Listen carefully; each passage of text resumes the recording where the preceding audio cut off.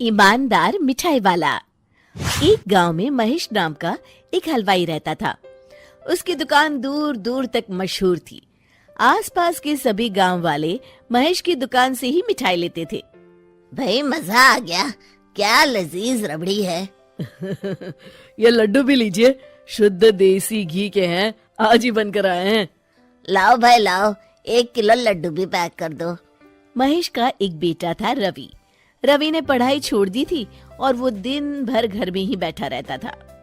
उठ बेटा रवि, आज मेरे साथ दुकान पर चल। मैं वहाँ क्या करूँगा पापा? अरे दुकानदारी सीख बेटा, आगे चलकर ये सब तुझे ही तो संभालना है। मुझे ये सब कुछ नहीं संभालना। मैं वीडियो गेम खेलूंगा, फिर दोस्तों के साथ बाहर जाऊंगा। हे भगवान, इसे थोड़ी अक्ल दे दो। ऐसे ही चलता रहा तो आगे न जाने इसका क्या होगा। महेश बड़बड़ाता हुआ दुकान चला जाता है। दुकान पर ओ घसीटाराम, मुझे थोड़े चक्कर आ रहे हैं, जरा पानी तो लाना। जी जी मालिक। सुन, मैं घर जा रहा हूँ, आज दुकान तू संभाल ले। जैसा आप कहे मालिक। महेश बिस्तर पर लेटा है। आपको बहुत तेज बुखार है, 1 हफ्ते बेड रेस्ट करनी होगी और ये दवाइयाँ लेनी होगी।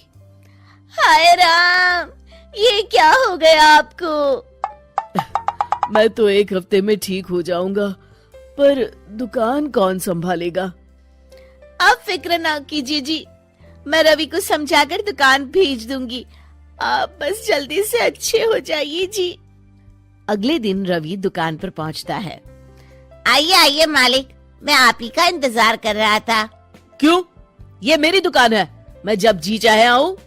तुम लोग सुबह से आकर काम पर लग जाया करो, समझे? जी जी जी मालिक, दरअसल लड्डू बनाने हैं तो घी लेने जाना है, 5,000 रुपए दे दीजिए। 5,000? तुम्हारा दिमाग तो ठीक है? इतने महंगे लड्डू बनाएंगे तो मुनाफा क्या होगा? पर देसी घी भी तो बहुत महंगा है ना मालिक। क्या जरूरत है देसी घी की? डालडा ले आओ। पर मालिक। मुझसे बहस मत करो, जितना कहा गया है करो। और क्या क्या बन रहा है? मावे की बर्फी मालिक। मावा मावा मावा, हाँ। तभी उसकी नजर एक डब्बे पर पड़ती है। ये क्या है? ये रवा है मालिक। एक काम करो, हर 1 किलो मावा में 200 ग्राम रवा मिला दो। पर बर्फी का स्वाद बिगड़ जाएगा मालिक। जितना कहा है करो, अब जाओ यहाँ से। अगले दिन। क्या बात है रवि बाबू, आपके पापा दिखाई नहीं दे रहे? अब उनकी तबीयत खराब है। अच्छा भाई अच्छा। बस उन्हें ये बताना था कि वो आज आए नहीं तो उनकी मिठाई बड़ी बेस्वाद लग रही है। लेना है तो लो, वरना चलते बनो। अरे अरे अरे, ये कोई तरीका है ग्राहक से बात करने का? चलो भाई चलो, यहाँ से चलो। अगले दिन। भैया, कल जो मैं लड्डू ले गया था उनका स्वाद बड़ा बेकार लगा। महेश बाबू का नाम सुनकर बड़ी दूर से आया था। 200 रुपये में इससे अच्छा और क्या मिलेगा? सुबह सुबह मनहूस बातें मत करो। पूछ लेना है तो लो, वरना फूटो यहाँ से। रवि के इस व्यवहार के चलते 2-4 दिनों में ही ग्राहकों का आना कम हो जाता है। मैंने तो सोचा था कि कम पूंजी में ज्यादा मुनाफा होगा, पर यहाँ तो घाटा हो रहा है। आखिर चक्कर क्या है? लगता है ये दुकानदारी मेरे बस की नहीं।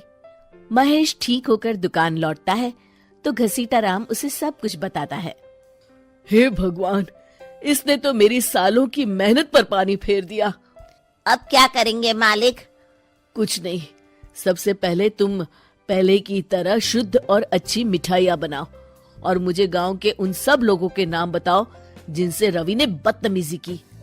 रवि, कल सुबह दुकान पर आ जाना, बहुत जरूरी काम है।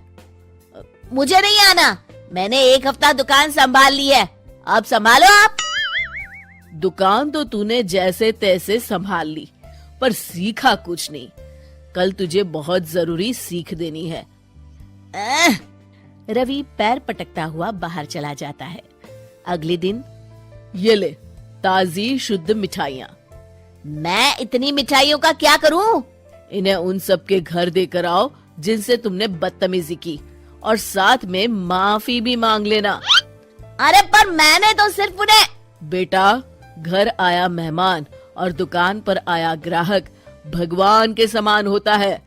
अब तू जल्दी जा और कल से कमाल देखना। रवि उन सभी 4-5 लोगों के यहाँ जाकर मिठाई देता है और माफी मांगता है। अगले दिन दुकान पर ग्राहकों की भीड़ लग जाती है।